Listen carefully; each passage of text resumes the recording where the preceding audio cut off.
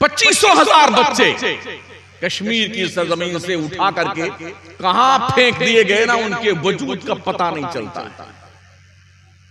हिंदुस्तान की किसी भी जेल का सर्वे कीजिए आप, 50% मुसलमान जो जेल में बंद हैं बिला जुर्म के बंद किए गए हैं। टोटलिंग 100% कैदियों में 70% मुसलमानों की तादाद है, जिसमें 50% मुस्लिम कैदी बेगुनाह है कोई उनकी पैरवी करने वाला? 50% मुस्लिम कैदी बेगुनाह। जो बच्चे स्कूल में अच्छा पढ़ लिख रहे होते हैं ना, कॉलेज में, यूनिवर्सिटी में, किसी न किसी बहाने उनको उठा करके और जेल में ठूंस दिया जाता है। 20-25 साल उन्हें जेल में रखा जाता है प्लानिंग के तहत, ताकि इनका ये कीमती वक्त बर्बाद कर दिया जाए और फिर फैसला सुनाते हैं इनका जुर्म साबित नहीं हुआ, बाइज्जत इन्हें बरी किया। इन हरामखोरों से पूछा जाए इस 25 साल का भुगतान तेरा बाप करेगा? अक्षरधाम पे हमला जिन्होंने किया था, जिन मुसलमानों पे इल्जाम था, उन मुसलमानों को जेल में डाला गया। तकरीबन 27 साल के बाद अभी इसी साल बाइज्जत उन्हें बरी किया गया। जो काम का वक्त होता 27 साल ना, वो 27 साल बर्बाद कर दिए गए। क्या हमारे देश की इंटेलिजेंस, हमारे देश का जो खुफिया विभाग इतना पागल है कि उसे किसी बेगुनाह का बेगुनाह साबित करने के लिए 27 साल लग सकते हैं? वजह क्या है? हमारी कौम में पढ़े लिखे लोग नहीं, पढ़े लिखे लोग नहीं, ना ऐसी बात सुनना चाहते हैं। बस ठीक है, जी रहे हैं। ऐसी जिंदगी जानवर की जिंदगी तो हो सकती है, बाशऊर इंसान की जिंदगी नहीं हो सकती है।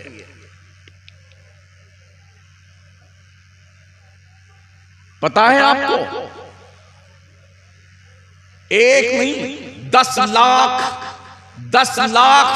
मुल्क के शाम के वो बच्चे जो तुर्की में पाले जा रहे हैं, जिनके बाप और मां को कत्ल कर दिया गया बेदर्दी के साथ में। शऊर है आपको? वो तस्वीर याद है आपको, जब फिलिस्तीन की एक 12 साल की बच्ची भूख से बेचैन होकर के, सर पे दुपट्टा नहीं था, भागती भी किसी जायर के पीछे, किसी टूरिस्ट के पीछे दौड़ रही थी, हमें कुछ खाने के लिए दे दे। फोटोग्राफर ने उसकी तस्वीर उतारना चाहा था, तो उस मुस्लिम बच्ची ने जो 12 साल की थी, उसने कहा था मेरे फोटो मत उतारें, इस वक्त मेरे सर पे दुपट्टा नहीं है। क्या इस दर्द को आप महसूस कर सकते हैं? क्या समंदर के साहिल पर, समंदर के पानी की लहरों पे डूबती हुई 3-4 साल के बच्चे की लाश, जो ये कह करके तड़प तड़प के दम तोड़ गई, या अल्लाह मुझे मौत दे दे, कम से कम मौत देने के बाद जब हम जन्नत में आएंगे मुझे खाने के लिए रोटी तो मिलेगी। और सुबह से शाम तक अपनी तोंद ठूस ठूस के भरने वालों, कौम के दज्जालों, क्या तुम्हें शऊर है? क्या तुम्हारा ज़मीर जागता और बेदार है? लोग पीरों की करामतें बेटे रोज गढ़ रहे हैं। मेरे पीर ने ये करामत दिखाई, मेरे पीर की करामत। अरे ओ पीर कहां मर गया? फिलिस्तीन डूब रहा है 90 साल से, तेरी करामत क्यों नहीं सादिर होती? उस फिलिस्तीन के लिए 90 साल से हरमैन में दुआएं मांगी जा रही, काबा की दीवारों के साए में, हतीम काबा में इमाम काबा दुआ मांगता है, मदीने में सरकार के रोजे के करीब दुआ मांगी जाती है, जन्नत की क्यारी में दुआ मांगी जाती है। पूरी दुनिया का 2.5 अरब मुसलमान दुआ मांगता है। बोलो अब तक फिलिस्तीन के हक में मुसलमान की दुआ कबूल क्यों नहीं हुई? तो रब फरमाता उदऊनी अस्तजिब लकुम, मेरे बंदों मुझसे दुआ मांगो, मैं तुम्हारी दुआएं कबूल करूंगा। 90 साल से मौलवी, पीर, हजरत, हुजूर, किबला, काबा, इमाम, मुक्तदी, अरे क्यों दुआ कबूल नहीं होती यार? रात में सोने से पहले इस पे गौर करके सोना और संभालो अपनी औलादों को, जो नाखरस औलादे हैं, आवारगी तबाह की शिकार है ये। जब से मैं आया हूं देख रहा हूं आवारा गर्दीन बच्चों, क्या इनके बापों और इनके माओं को पता नहीं है?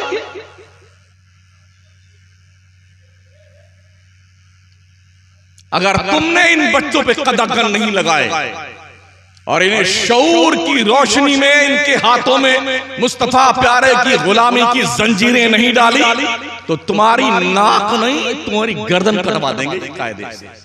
शऊर की आंखें खोलो मुसलमानों, शऊर की। खा पी के मुस्टंडे बनने वालों, अगर तुम ये समझते हो दुनिया चूल्हे भाड़ में जाए, मेरी तो खैरियत से गुजर रही है, दुनिया को ये खैरियत भी तुम्हारी देखनी पसंद नहीं है। किस चक्कर में हो?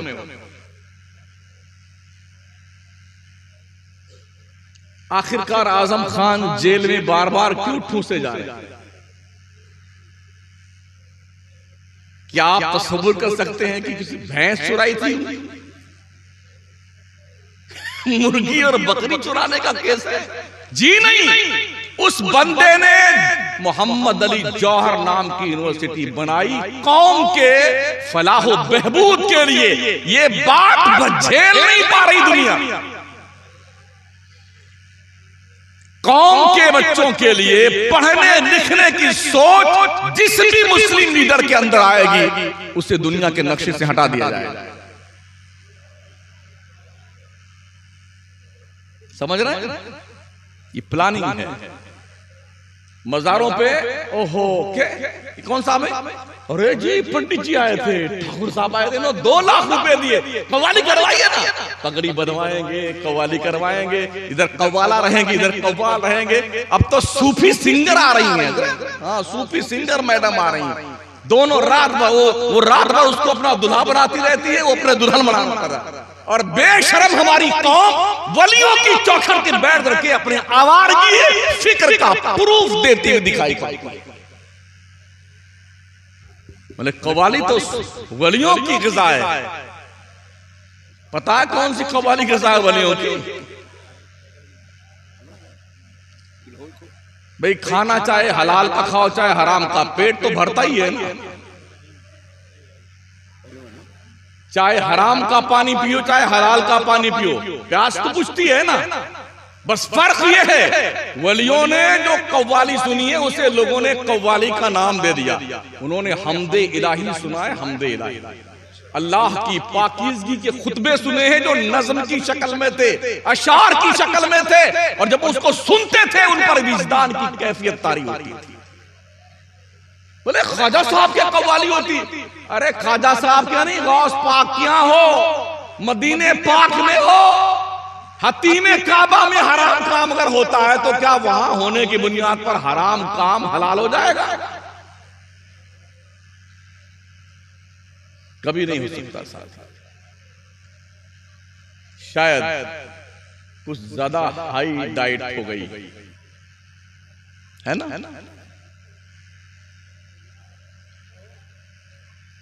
खुदा के लिए अपनी कौम पे रहम कीजिए, कौम पर अपनी। कभी हम दुनिया में इल्म के बादशाह थे। आज के तकरीबन 600 साल पहले तक पूरी दुनिया इल्म में मुसलमानों की चौखट पर आने की मोहताज थी। करतबा की जामे मस्जिद के मदरसे में एडमिशन के लिए यूरोप का अंग्रेज कतार में खड़ा रहता था। आज मदरसों में बच्चों को भेजने के लिए हमारे लोग, अरे यार मदरसे में भेजेंगे, हाफिज जी बनेगा, मौलाना साहब बनेगा, क्या कमाएगा, क्या खाएगा? किसी सेठ साहूकार अरबपति से अच्छा हम खाते हैं, उनसे अच्छा पहनते हैं। वही साहूकार सेठ अपनी मर्सिडीज कार लेके आता, हजरत बैठिए ना, हजरत चलिए ना। ये किसकी देन है? ये इन मदरसों की देन है। थोड़ी सी जागरूकता की जरूरत है हमारे उलमा के अंदर, बेदारी लाने की जरूरत है।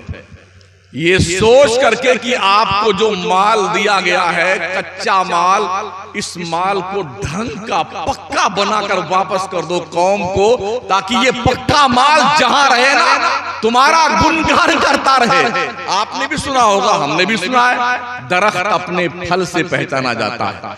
इसलिए वो लोगों अपनी सलाहियत को अपने स्टूडेंट के सीने में उतार दो।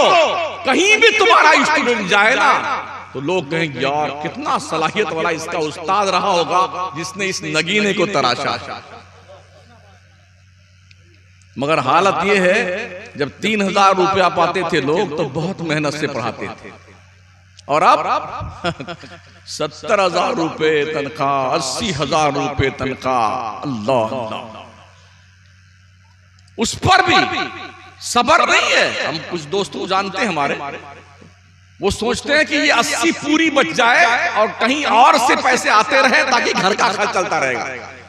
इन्नल इंसाना खुलिका हलुआ, बेशक इंसान बेसब्रा पैदा किया गया है। 3000 में घर का गुजारा चलता था ना, 80,000 में नहीं, इसको पूरा बचना चाहिए। हम अपने खून के धब्बे कहां तलाश करें? हमारे साथ मुकद्दस लिबास वाले, हमारी तनख्वाह 13,000 रुपए। मैं सुन्नी जामा मस्जिद का इमाम हूं अल्हम्दुलिल्लाह, हाँ, मगर महीने का खर्च 35,000 मेरा है। आलिमों को चाहिए बिजनेस करें, समझ रहे हो, धंधा भी करो। सबसे बुरी हालत देहातों में इमामों की है, छोटे छोटे मकतब की है। मेरे मालूमात में जैसा कि है कि गोरखपुर जिले में 10 मदरसे एडेड है, सब तो नहीं है ना। उनके हालात जाके देखिए। जिन उलमा का हाल यह है, बेचारों का 3,000, 4,000, 5,000 रुपए तनख्वाह पाते हैं, 24 घंटे की ड्यूटी करते हैं, फिर भी कौम जो है ना नहा धो के उनके पीछे पड़ी रहती है। 3 साल हो गए, अरे मौलाना पुराना हो गया, नया इमाम लेके आओ नया। तो तेरा बाप भी पुराना हो गया, नया बाप लेके आ जा। तेरी माँ पुरानी हो गई, नई माँ लेके आ जा।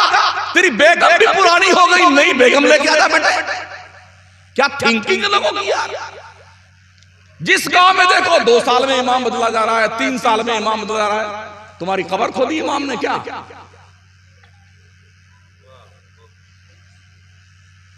4,000 रुपये तनख्वाह दे तो खरीद लिया, गुलाम बनाए इमामों को, उलमा को। जब से ये गुलामी का कॉन्सेप्ट हमारी कौम के दिमाग पे भूत बनकर सवार हुआ ना, इस कौम को दुनिया ने जूतों की नोक पर रख लिया। जब तक उलमा का इज्जत थी, उलमा का वकार था कौम के बीच में, तब तक हम बड़े ही अच्छे ढंग से दुनिया की क़यादत करते थे। इनको हिकारत की नजरों से मत देखो। सबसे ज्यादा मेहनत करने की जरूरत हमारे उलमा को है। और जो ट्रस्टी लोग हैं, कमेटी के जिम्मेदार लोग, वो भी इस खप्त में ना रहे कि हम तो सदर और सेक्रेटरी हैं। तुमको सिर्फ निगहबान बनाया गया है मस्जिद का, मदरसे का, संस्था का। मरने के बाद तुम्हारे भी थोपड़े में ऐसे जहन्नम के अंगारे ठूसे जाएंगे ना बेटे, तुम्हारी अकलें ठिकाने आ जाएंगी। आज समझ में नहीं आता है, सब समझ में आ जाएगा। मरने से कोई बचा नहीं है। अगर किसी के जिस्म पर दौलत की चर्बी चढ़नी शुरू हो जाए ना, तो एक बार अपने गांव के कब्रिस्तान का एक चक्कर लगा कर बैठा जा। तुझसे बड़े बड़े टंडेल पटेल सड़ गए उसी कब्र में, बॉडी डिकम्पोज हो गई, उनकी हड्डियां खा गई कब्र। पूछ के आपने मरे हुए बाप से, अपने दादा परदादा से, प्रधान जी से पूछ किया जाना, लखपति अरबपति से क्या हाल है मियां जी, क्या तुम्हारा हाल है? खामोश जवाब मिलेगा, जालिम हम तो बर्बाद हुए, तू कम से कम भी जिंदा है, अपनी आखिरत की फिक्र कर। चर्बी उतरनी शुरू हो जाएगी। बद्र के 313 मुजाहिदीन की औलाद आज की तारीख में 2.5 अरब की तादाद में दुनिया के नक्शे पे है। पूरी दुनिया में इंसानों की क्वांटिटी 7.5 अरब है, परसों का रिकॉर्ड है। परसों की रिपोर्ट अखबार की है, 7.5 अरब की तादाद हो गई है दुनिया में इंसानों की। फख्र ये है उसमें 2.5 अरब मुसलमान हैं। 2.5 अरब हम हैं, गोया दुनिया का हर 5वां व्यक्ति मुसलमान है। इसके बावजूद भी हर 5वां मुसलमान मुखबिर है, मुखबिर दलाली करता है, दलाली प्रशासन। क्या ये अलमिया नहीं है? 313 मुजाहिदीन ने पूरे कुफ्र की जमीन हिलाकर रख दी थी और 2.5 अरब मुसलमान रह करके अपनी औलाद की ढंग की तरबियत नहीं कर पाते, एक मदरसा नहीं चला पाते, एक मस्जिद का नज्म नक्श नहीं संभाल पाते। क्यों? इसलिए कि फिरौनियत आ गई, फिरौनियत, गुरूर और तमकनत है, हम। इमाम अहले सुन्नत ने बहुत पहले फरमाया था, अंधेरा घर, अकेली जान, दम घुटता, दिल उकताता, खुदा को याद कर बंदे वो साथ आने वाली है। हमने अब तक किसी मरने वाले की कब्र में किसी उसके अजीज को साथ में दफन होते नहीं देखा। ना बेगम जाती है, ना बेटा जाता है, ना बाप जाता है, ना कोई रिश्तेदार। बस मिन्हा खलकनाकुम व फीहा नुईदुकुम व मिन्हा नुखरिजुकुम तारतन उखरा। जल्दी जल्दी लपेट लपेट करके कोई सुराख बाकी ना रहे। इतने इंजीनियर मौजूद होंगे, अरे वो खुला, जो काम आधे घंटे में होता वो 2.5 घंटे में होता। आप जानो अब्बा, आपका काम जाने, हम तो यहीं तक साथ में थे, अब आप चले हम तो अपने घर पे। 3 दिन पो रोलेंगे, उसके बाद खत्म कहानी, खत्म। वही गुल्ली, वही डंडा और वही मैदान। ये सबके साथ होने वाला है। इसलिए जो मरे नहीं हो अब तक, मरने से पहले ये सोच लो, मरने से पहले ऐसे अफराद तैयार कर लो तुम्हारी मौत आने के बाद कम से कम तेरी बख्शिश की दुआ तो कर सके। कुरान पढ़िए ना, इन मौलवियों की जरूरत कहां कहां पेश आती है, हाफिज कहां कहां पेश आती, जरूरत पेश आती है उसकी। पढ़ा मालूम है? अल्लाह फरमाता है, कल्ला इज़ा बलगतित तराक़ी व क़ीला मन राक़ व ज़न्न अन्नहुल फ़िराक़ वल्तफ़तिस साक़ु बिस्साक़ इला रब्बिका यौमइज़िनिल मसाक़। हाँ, जब जान गले में अटक जाए तो फिर क्या कहा जाए? अरे किसी हाफिज जी को बुलाइए ना, किसी पढ़े लिखे को बुलाइए, झाड़ फूंक करे, यासीन पढ़े। यही होता नहीं होता? जब कोई मरने लगता है ना तो मदरसा अरबिया शमसुल उलूम के बच्चों को बुला दो।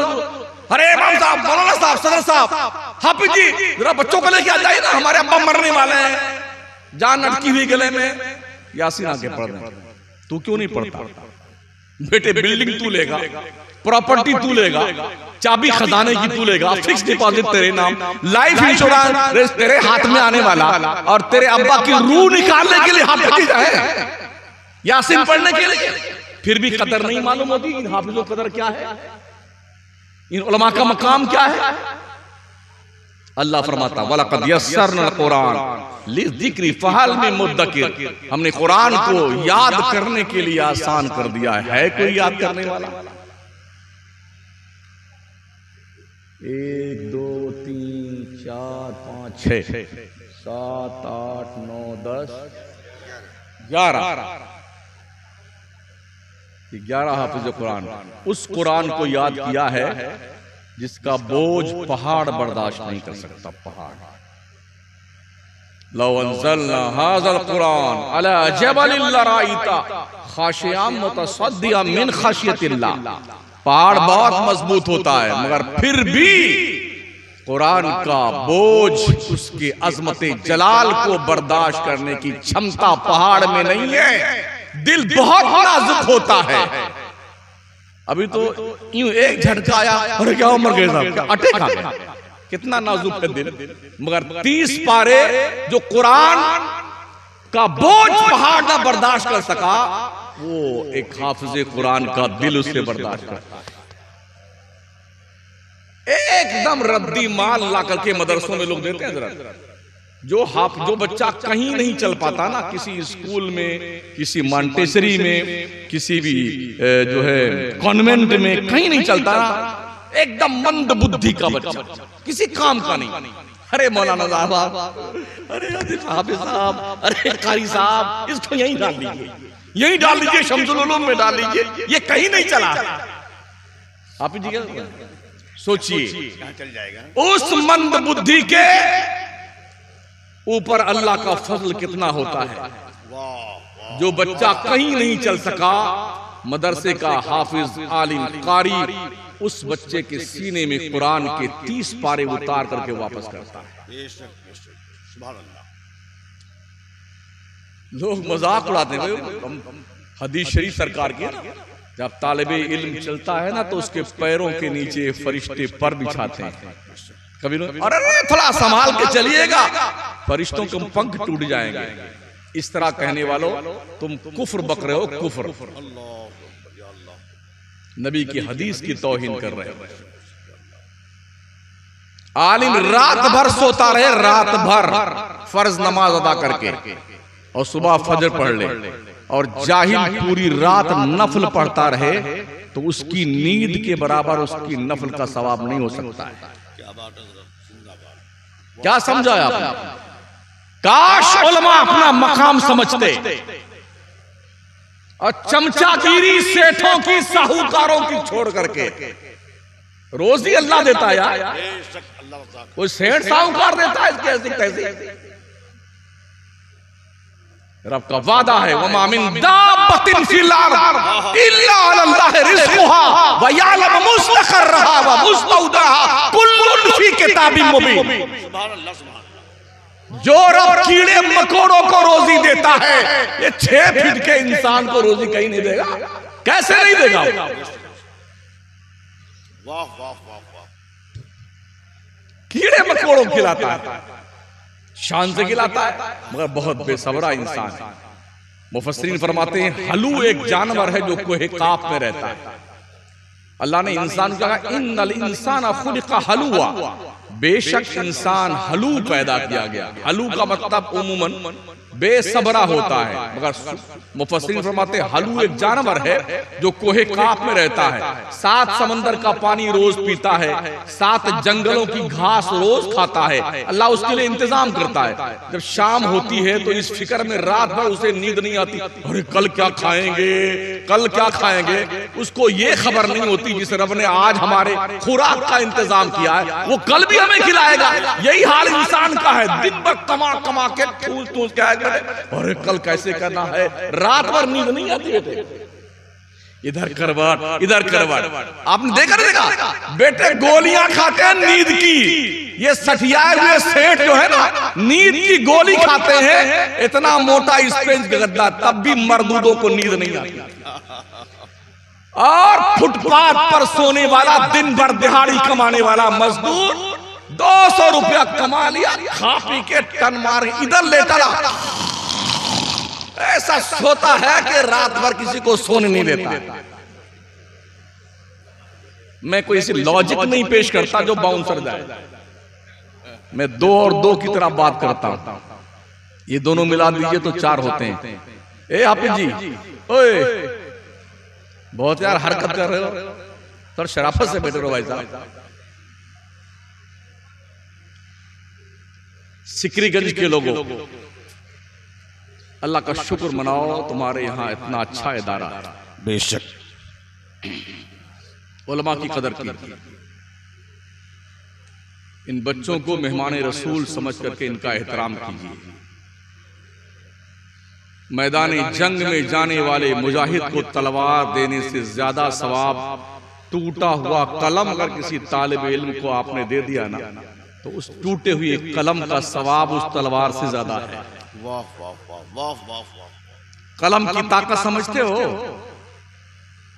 कलम की ताकत इतना पावरफुल है कि रब ने कसम उठाई है, नून वल कलमी वमा यस्तुरून, कसम है कलम की और जो कुछ कलम लिखता है। बहुत दम है इस कलम में। हमने बहुत सारे सेठों को देखा ना, सठियाए गए सेठों को, बेचारे ऐसे पकड़ते हैं तो जैसे तितरी नहीं होती, टांग लंबी लंबी, ऐसे सिग्नेचर करते हैं। ढंग से दस्तखत करना नहीं आता बेटों को, मगर जब मदरसे में आएंगे, ओहो इतना फचाफच पान खाए रहेंगे बेटे। ये मदरसा है, तेरे बाप की जागीर नहीं है, यहाँ रसूल के मेहमान रहते हैं। चटाई पिटाई के लोगों का हाल देखना हो ना, चले हम भी कभी पढ़ते थे अल-जामिअतुल इस्लामिया रौनाई में। दाल जानते कैसी मिलती थी? अगर उसके तपेली में हम गुस्ल फरमा लेते ना तो पता नहीं चलता हमने पानी से गुस्ल किया कि दाल से। अगर ढूंढते रहते थे दाल शरीफ को, कहाँ है। हाँ, कितनी गुर्बत का जमाना मदरसे का, क्या हाल है। कॉलेज पढ़ने वाले बच्चे के लिए टिफिन, बिस्किट, नमकीन, चॉकलेट, पैसा, काजल, सुरमा, सूट बूट टाई। हम मदरसा में जाने वाले के लिए 2 घंटा मौलवी साहब का दिमाग चाट के आ जाना, हमें छुट्टी मिले। ओ लोगों, डॉक्टर इकबाल का नाम सुना है? पढ़ लेने के बाद वलायत से जब वापस आए वो, तो फिर गए वो लंदन की सरजमीन पर। इतवार का दिन था तो वो टहलने गए पार्क में। देखा बहुत सारे बच्चे खेल रहे हैं, कोई फुटबॉल, कोई वॉलीबॉल, कोई क्रिकेट, कोई क्या, कोई गुब्बारा लिए हुए, कोई जी पापड़ खा रहा है, कोई आइसक्रीम खा रहा है। वो कहते हैं कि मैं ढूंढते ढूंढते घूमते घूमते एक झाड़ी के पेड़ के किनारे पहुंचा तो एक छोटा सा बच्चा जो कलम कागज किताब लिए बैठा कुछ लिख रहा था, कुछ पढ़ रहा था अकेले। फरमाते मैं उसे करीब गया, मैंने उस बच्चे से पूछा बेटे क्या बात, आज तो छुट्टी का दिन है। हाँ छुट्टी का दिन, तो एंजॉय आज लोगों एंजॉय सोचती है ना। हाँ, हफ्ते में एक दिन छुट्टी होती तो बीवी बच्चों को एंजॉय करने जाए, पिकनिक मनाने जाए, बढ़िया से बढ़िया होटल का सिलेक्शन होगा, वहां खाएंगे ढूंढ ढूंढ करके, बेपर्दगी और बेहयाई के साथ। ना औरतों की हया रह गई जिंदा, ना मर्दों की, दोनों की गैरतें नीलाम हो चुकी हैं।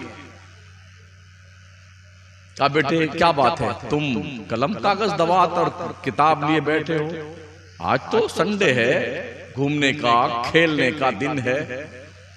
तो डॉक्टर इकबाल कहते हैं उस बच्चे ने जवाब दिया कि जनाब वैसे भी हम दुनिया के नक्शे पे बहुत थोड़े हैं, अगर हम भी खेलने लग जाएंगे तो हमारी कौम का क्या होगा। डॉक्टर इकबाल ने पूछा बेटे तुम्हारी कौम का नाम क्या है? उस बच्चे ने कहा मैं यहूदी हूं। डॉक्टर इकबाल रोने लगे खड़े वहां पर, कहते या अल्लाह ऐसे शाहीन बच्चे हमारी मुस्लिम माओं की गोद में क्यों नहीं आते। जिन नन्हे बच्चों को ये एहसास हो मुझे अपनी कौम का मुस्तकबिल ताबनाक बनाना है, वो कुल्ली डंडा नहीं खेलते, वो कलम लेके चलते हैं। दुनिया के नक्शे पे यहूदी सिर्फ और सिर्फ 80 लाख की क्वांटिटी में है, सिर्फ 80 लाख। मगर पता है आपको पूरी दुनिया के 7.5 अरब की आबादी पर यहूदियों का सिक्का चलता है। हरमैन तैयबैन, मक्का, मदीना, गल्फ कंट्रीज में जो भी आयात निर्यात हो रहा है गुज़िश्ता 10 साल से, वो इजराइल से हो रहा है। 80 लाख की तादाद वाला मुल्क पूरी दुनिया को उंगली पे नचाता है और 2.5 अरब की तादाद वाला मुस्लिम भीख मांगता है। जिस सिग्नल पे गाड़ी रुक जाए ना तो 10-12 औरतें बुर्का पोछते, अल्लाह के नाम भी, अल्लाह के नाम भी, लूले लगड़े अपाए जिस दरगाह के सामने जाओ पड़े हुए हैं। अगर आप मुस्लिम कौम में से कुछ मालदार लोग हैं ना, कुछ लोग उन्हें अपने दौलत का जोम है, तो उन्हें पता होना चाहिए दुनिया तुम्हें एक गरीब कौम का एक अमीर आदमी मानती है। ये उस कौम का अमीर है जिसके कौम की 99% अक्सरियत गुर्बत का शिकार है। तो तुम्हारी दौलत भी किसी काम की नहीं दुनिया के नक्शे पे। आज की तारीख में बड़े बड़े शहरों में इलाके डिवाइड कर दिए गए कि इस इलाके में किसी मुस्लिम कम्युनिटी के फर्द को फ्लैट खरीदने की इजाजत नहीं, दुकान लेने की इजाजत नहीं, जमीन परचेटिंग करने की इजाजत नहीं। कहां है खड़े आप? अगर आपने फ्लैट ले लिया है तो इतना हालात बना देंगे कि बेचने के आपको वहां से निकलना ही पड़ेगा। खुल्लम खुल्ला ओपनली तौर पर ऐलान होता है मुस्लिम कम्युनिटी का बाईकाट हो, इनसे कुछ ना खरीदो ना इनके हाथ बेचो। वीडियो सब पड़ी हुई, तरीके गलत हैं मगर ऐसा हो रहा है। और किसके लिए हो रहा है? 32 दांतों के बीच में एक जबान है। अगर उस जबान को भी एहसास ना हो कि मेरे चारों तरफ 32 चौकीदार लगे हैं, अगर थोड़ी चूक हुई तो जख्म सहना पड़ेगा, उसी हाल में ये कौम है। इसे एहसास नहीं है कि दुनिया की इतनी बड़ी तादाद हमारी कम्युनिटी के पीछे लगी हुई है, फिर भी हम जागरूक होने को तैयार नहीं हैं।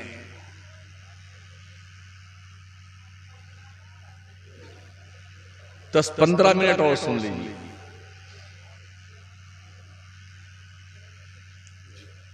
हमारी कौम के बच्चे स्कूल पढ़ने जाते हैं, स्कूल पढ़ने 14% उन बच्चों की तादाद है जो अदबीच में वापस पलट आते हैं, यानी कि ड्रॉप आउट हो जाते हैं, उन्होंने पढ़ाई छोड़ देनी होती है।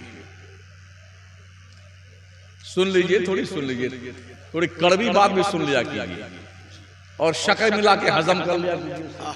हाँ, फिर वो बच्चा कमाता है बंबई, कलकत्ता, लुधियाना, दिल्ली जाकर के, चेन्नई जाकर के, और अपनी बहन को पढ़ाता है। बहन कहां पढ़ती? परभनी में, जेएनयू में, जामिया मिल्लिया में, और फला यूनिवर्सिटी में। इतना ज्यादा पढ़ा देता है कि अब वो लड़की जब पढ़ के आती है तो उसके मेयार का दूल्हा नहीं मिलता। नतीजा क्या होता है? गैरों के साथ भाग करके शादियां होती हैं।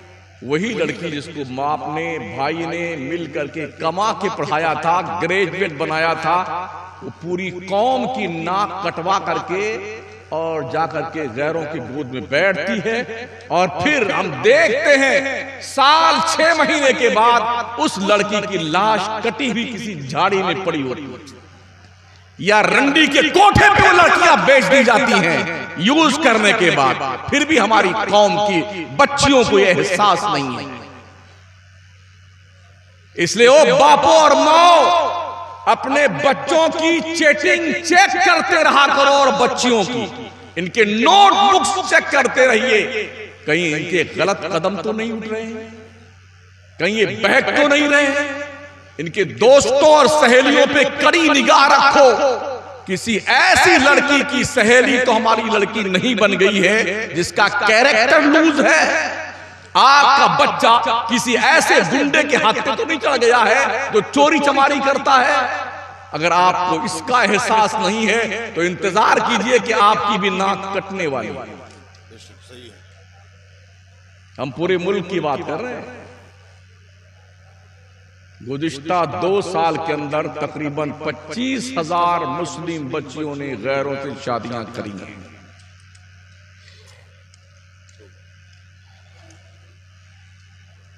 फिर भी आप फख्र से जीते हैं।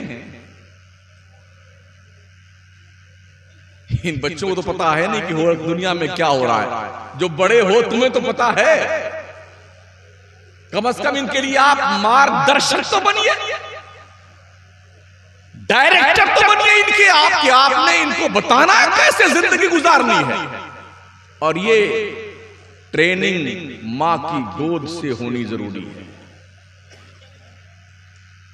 हर बच्ची को ये एहसास दिला दो वो कनीज़े फातिमा है। उसे बता दो कि तुम किसी बाप का फख्र हो, किसी कौम का गुरूर हो, किसी मां की आबरू हो, और किसी भाई के सर का ताज हो। ऐसा कदम मत उठाना कि ये सारे ताज मिट्टी में मिल जाएं। बड़ी मुनज़्ज़म प्लानिंग के तहत मुस्लिम बच्चियों से गैरों की बच्चियां दोस्ती करती हैं, पेंगे बढ़ाती हैं, फिर होटल में ले जाती हैं, फिर गैर लोगों के साथ उनकी दोस्ती करवाती हैं, फिर आदान प्रदान होता है और फिर नतीजा यहां तक पहुंचता है कि ऐ बसा आरज़ू के खाकशुदा,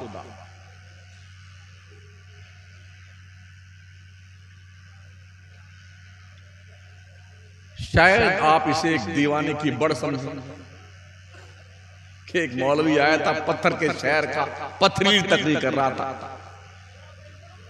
पर सच्चाई है मज़ारों पे कव्वालियां इसलिए बंद नहीं होती कि अगयार डोनेशन देते हैं, इस कौम को लगा के रखो कव्वाली में, अगले को लगा के रखो कव्वाली में, इसी में धूम धड़ाका करता रहे, इसका ध्यान पढ़ाई की तरफ नहीं आना चाहिए। इस कौम में इसको लगा कर ताजिया पे, ढोल पे, गाजे पे, बाजे पे, अजी उर्स कर, इतने उर्स हैं, इतने उर्स हमारे। अगर हजरत 365 दिन पे उर्स तकसीम की जाए ना, एक एक दिन पर 15-15 उर्स तशरीफ लाएंगे और हमारी कौम का अरबों खरबों रुपया उर्सों पे खर्च होता है। जिस कौम के पास एक ढंग का स्कूल नहीं है, इंटरमीडिएट तक स्कूल नहीं, जिस कौम के पास कॉलेज नहीं है, जिस कौम के पास इंस्टीट्यूट नहीं है, जिस कौम के पास यूनिवर्सिटी नहीं है, जिस कौम के पास हॉस्पिटल नहीं है, आप बताओ फिर भी बड़ा फख्र से हाँ मुसलमान है। अरे चुल्लू भर पानी में डूब मरो, कौम के दौलतमंदो डूब मरो, डूब मरो। हमारे मुल्क के, हिंदुस्तान के, उत्तर प्रदेश के एक एमपी हैं, शायद आप भी नाम जानते हो, बीजेपी के बृजभूषण शरण सिंह, नाम सुना है ना? एमपी साहब हमारे नवाबगंज क्षेत्र के, गोंडा जिला। पता कितने कॉलेज उनके? 1 नंबर की कमाई है, 1 नंबर की। डोनेशन भी आता है, फीस भी आती है। अगर 10,000 बच्चे उसके स्कूल और कॉलेज में पढ़ रहे हैं तो 10,000 वोटर्स हैं जो एकदम क्लीन है। उन 10,000 के 10,000 रिश्तेदार पकड़ लीजिए, ये फिक्स डिपॉजिट है। अगर शऊर की रोशनी दिमाग की झिल्लियों को फाड़ करके कहीं तक पहुंचती है तो सिस्टम बनाइए जिंदगी जीने का। बार बार पार्टी के खिलाफ बयान देने के बाद भी निष्कासित क्यों नहीं किए जाते वो? इसलिए कि खुद की जमीन है।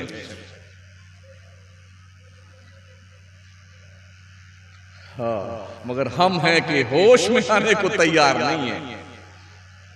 पीर इस चक्कर में है, मुरीद साहब लाओ लाओ लाओ, बिल्डिंग बनाओ, बिल्डिंग बनाओ, बिल्डिंग बनाओ। अभी 2 करोड़ रुपए का सिर्फ टेंट लगाया गया था एक उर्स में, 2 करोड़ रुपए का। 2 करोड़ रुपए का बड़े पीर साहब। कितनी मुस्लिम गरीब बच्चियां हैं जिनकी शादियां नहीं हो रही। क्या 2 करोड़ रुपए रोक करके हजारों बच्चियों की शादियां नहीं की जा सकती? यूं तो कौम के भेड़िए और दरिंदे सफेद पोश बाज़ाब्ता जांच करते फिरते हैं अपने लड़के की बीवी ढूंढने के लिए किसके यहां ज्यादा पैसा मिलेगा। पहले से खुद कारून है और फिर और कारून बनना चाहता, मरदूद कहीं का। कहां से पैसा मिले? अबे भिख मंगे, तुझे भीख ही मांगनी है तो जा खाजा की चौखट पे कटोरा लेके बैठ जा। हजारों पलते देखे हमने वहां पे। साउथ इंडिया में जाइए तो कम से कम एक किलो सोना देना पड़ता लड़की को, तब कहीं जाकर के लड़की की शादी होती। 55 साल की 50 साल की लड़कियां कुंवारी बैठी हैं, कोई रिश्ता नहीं आता उनका। ये जुल्म जबर हमारे उत्तर प्रदेश में भी हो रहा है। और क्या करेंगे लोग? शादी से पहले पूरा सब तय हो जाता सिस्टम, इतना ये चाहिए, मोटरसाइकिल चाहिए, 4 पहिए वाली चाहिए, फलाना चाहिए, ढकाना चाहिए, सब पूरा तय हो जाएगा। और अगर कुछ कम आया तो फोन पे धमकी देंगे, शादी करना चाहते हो नहीं करना चाहते हो। अभी राजस्थान MP रतलाम में एक शादी हुई इसी हफ्ते में, मुसलमान महोदय क्या 100 करोड़ रुपए उस कमीने ने खर्च किए, 100 करोड़ रुपए शादी पे। दुनिया की सारी नेमतें तू तोड़ में भाग ले मरदूद, फिर भी मौत के चंगुल से बच नहीं सकता है। 100 करोड़ रुपए शादी पे खर्च करता मुसलमान। बारात ले जाता है ना गाड़ियों पे, गाड़ियों का किराया भी वसूल लेता लड़की वालों से। इस्लाम में बारात का कोई तस्वुर नहीं है, कहीं नहीं लिखा कि बारात लेके जाओ, कहीं नहीं। कोई माई का लाल साबित नहीं कर सकता है। ये जो औरतें रिश्ता ढूंढने निकलती ना अपने लाडले की, अपने भाई की, जानते हो 10 जगह जाएंगे, ठूस ठूस के खा के आ जाएंगे और फिर आके फूल, हाँ नहीं वो थोड़ा चलने में अजीब दिखती थी आपकी लड़की, इसलिए हमें पसंद नहीं आई। तो ये 10,000 का ठूस के क्यों आ गए उसके घर पे जाकर के? हरामखोर कहीं की, पहले से जांच पड़ताल रहती, उसके बाद जाती रिश्ता तय करने के लिए। अब जिस घर से ये रिश्ता वापस आता है, लोग जब भी आएंगे रिश्ता उस लड़की के रिश्ते के लिए, तो लोग अरे आखिर क्या वजह थी, वो लोग देखने आए थे उन्होंने ना कर दिया, इसका मतलब कुछ कमी है। तो इस तरह से बच्चियों के रिश्ते धरे के धरे रह जाते हैं। 8-8, 10-10 जगह जाएंगी, खा करके आएंगी, ठूस के आएंगी हमारी बहन बेटियां, और फिर घर पर हाँ नहीं थोड़ा काली थी, थोड़ी सांवली थी, तो अपने लाडले महोदय जो बिल्कुल काले कौवे की तरह है ना, तो उनका रुखे ज़ेबा भी देख लो। जिसकी एक आंख छोटी एक बड़ी, वो भी कहता अम्मी ऐसी दुल्हन लाना ट्यूबलाइट की तरह एकदम ऐसे रोशन हो। महोदय जी बुझैठा साहब कागले कौवे जमाले जहारा का दीदार किया आपने, अपने आप का देखा, रुखे ज़ेबा, दुल्हन बड़ी खूबसूरत चाहिए। मान जाओ खुदा के लिए, मान जाओ, दुनिया मनवा देगी। और उस वक्त आपको होश आएगा जब कुछ बचाने के लिए बचेगा नहीं आपके पास। सब कुछ लुटा के होश में आए तो क्या क्या। अभी वक्त है, जागिए, होश संभालिए, एतदाल की रविश इख्तियार कीजिए।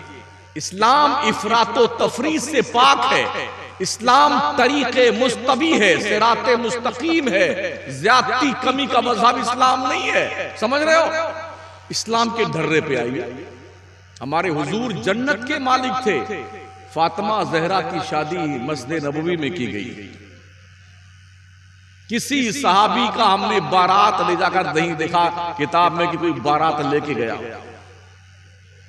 हमारे राजस्थान में माशाल्लाह ये तो है, सामूहिक विवाह बहुत होता है। लड़कियों के घर से खाने खत्म कर दिए गए, कोई खाना लड़की क्या नहीं दिया जाएगा। हमारे शहर मकराने में अल्हम्दुलिल्लाह 23 साल से हम लोगों ने बंद किया हुआ, कोई माई का लाल अगर खाना कर दिया ना तो हुक्का पानी बंद कर दिया जाएगा उसका। लड़की के घर पे सिर्फ चाय मिलेगी या कॉफी या शरबत, चुपचाप पीजिए, निकाह हो शराफत से घर जाइए, अपने वलीमा करना कल अपने घर पे। क्या दावतें देते फिर, अरे बारात में खाना खाने वहां चलना, बेटे तू क्यों निकला था मरदूद कहीं का, वलीमा तुझे करना है, लड़की क्या तो खाने का तो कॉन्सेप्ट ही नहीं है इस्लाम में। इसलिए किसी के अगर 2-4 बच्चियां पैदा हो जाती है ना, तो बाप बच्ची की पैदाइश से लेकर के एक एक रुपया जोड़ते जोड़ते कमर झुक जाती है। कितने बापों और माओं को हमने अपने बच्चियों के साथ कुएं में कूद करके मर जाते हुए देखा है, दरिया में डूब जाते देखा है, आग लगा के खुदकुशी करते देखा है। क्यों? उन्हें पता है कि कौम के सफेद पोश भेड़ियों की तोंद भरने के लिए हमारे पास पैसे नहीं है। इसे चाहे कड़वी समझ लें चाहे मीठी समझ लें, हमें यह भी शौक नहीं चल रहा था कि अगले साल मुझे फिर बुलाइएगा तकरीर के लिए। अल्हम्दुलिल्लाह हमें इसका शौक नहीं रहता है, लेकिन जो बात मुझे बतानी है बताऊंगा, वो तकरीर करूंगा, समझाऊंगा। मेरा काम समझाना है। जो हम देखते हैं दुनिया के नक्शे पे वो हालात आपको बता रहे हैं, समझ रहे हैं। इसलिए सिकरीगंज के लोगों, इस्लाम की मुकद्दस शहजादियों, माओ बहनों बच्चियों, अपनी इज्जतें संभाल कर रखो। शादी में जाओ ना कहीं तो लगता ही नहीं मुसलमान की शादी, लगता ही नहीं। जितनी भुतनियां होती है ना, भुतनियां वहीं बैठी रहती है जहां दुल्हन रहती है। इसलिए अब निकाह भी नहीं पढ़ाते जल्दी, बहुत मजबूरी में फंसते हैं तब निकाह पढ़ाने जाते हैं। ऐसी ऐसी भुतनी अगर दिन के 12 बच्चे छोटे बच्चे देख रहे ना, वो कौमा चले जाएंगे, 14 दिन के बाद वापस आएंगे कौमा में से। न दुपट्टे का पता, न कपड़े का पता जनाबे वाला। और ऐसा यहां से नेट भी अभी भी गायब हो गए, यहीं से कमाल कर ये आस्तीन तशरीफ ले गई दोनों, और पीछे इतना बड़ा पान बनवा लिया है पीठ पर, वो और दिख रहा है। और थोड़ा यहां था तो यहां भी इतना खोल दिया है। हमारे नौजवानों को भी याद है, ऐसी छोटी छोटी पैंटें, फटी फटी पैंटें पहन कर जब नमाज पढ़ने आते हैं ना, और जब रुकू में जाते हैं ना तो दुबई तक दिखाई पड़ता है। बेशरम, अपनी भी नमाज खराब करता है और पीछे वालों को खराब करता कमीना। घुटना फटा हुआ है, अगड़म बगड़म बाल कटवाए हुए। पहले चोरों का बाल पुलिस काट देती थी आड़ी तेरी, ताकि गांव समझ ले कमबख्त चुट्टा है कमीना ये। हाँ बेटे, अपने हिसाब से कटिंग करवाते हैं, एयरपोर्ट बनवाते रनवे, यहाँ हवाई जहाज उतरे तो ना घूम करके यहाँ आए। इस खिंजीर के बाल उगे हुए सर पे इनके। अरे बापू और माओ, शर्म करो शर्म, अपने बच्चों की सही तरबियत करो। माँ बाप की औलाद की पहली गोद जो है ना माँ की, वो जो है वही स्कूल, पहला स्कूल है। मैंने कभी चंदा वंदा किया नहीं भाई साहब। अगर आप लोगों को चंदा देना है जरूर दीजिए, और देना नहीं दे दीजिए भाई साहब। मैं चंदे का मौलाना भी नहीं। क्या बताइए, अरे तो हम क्या करें, आपकी ख्वाहिश का एहतराम तो कर ही नहीं जो कर रहे हैं। चंदा हम करते नहीं। हमने इसीलिए आज तक दरसे निजामी नहीं पढ़ाया, हालांकि हम भी बहुत काबिल आदमी थे। कभी मुफ्ती मेराज हमारे साथियों में से, अशरफिया पढ़ाते हैं मरहूम बेचारे, काबिल लोग। हम दो, हमारी टीम बहुत काबिल थे, अल्लाह का शुक्र है। लेकिन इसलिए हमने नहीं पढ़ाया कि हर मदरसे का जुज़्वे ला यनफ़क़ है चंदा। मैंने कहा मुझे नहीं करना भाई। क्यों? इसलिए कि ये कमीना सठिया है, वो सठवा होता है ना मरदूद। इस मरदूद को ये पता नहीं, वफी अमवालिहिम हक़्क़ुल लिस्साइल वल महरूम। अल्लाह ने तेरी दौलत में, तेरे माल में ना गरीबों का, मिस्कीनों का, महरूमों का, यतीमों का हक रखा है। हक उसे दे शराफत के साथ में, और इनका हक खा के मरेगा, तेरी तोंद में कीड़े पड़ेंगे मरने के बाद कमीने। हाँ, पैसे शराफत से निकाल दिया कर। कोई बिस्मिल्लाह करोगे भाई साहब चंदे का? अरे हाँ यार जल्दी आ जाओ भाई साहब, थोड़ी माशाअल्लाह माशाअल्लाह बड़की वाली टोपी की लाज रख लो भाई साहब। सुभान अल्लाह। हाँ जज़ाकल्लाह, अल्लाह बरकत दे भाई साहब। अरे भाई साहब कुछ चंदा दे दो मदरसे को। मेरे पास जन्नत नहीं है, वरना मैं वो भी बांट देता आपके नाम। आइए आइए आ जाइए। ये सब काम तो आप माशाल्लाह अच्छा कर सकते हैं। आ जाइए जी। हाँ माशाल्लाह, मुझे करना अच्छा करने का ढंग भी नहीं मुझे मालूम है, क्योंकि हम बोलते बोलते ऐसा बोल जाएंगे कि अगर लेके आ रहा वो भी लौट जाएगा। माशाअल्लाह माशाअल्लाह माशाअल्लाह। हाँ माशाअल्लाह, बारकल्लाह बारकल्लाह, सुभान अल्लाह। अब जो भी हो दे जाओ, कुछ ना कुछ तो भला होगा मदरसे का। आ जाओ आ जाओ आ जाओ। ये आपकी पर्सनल अमानत है, जो किसी नॉमिनी को भी नहीं मिलेगी। मरने के बाद तुम्हें को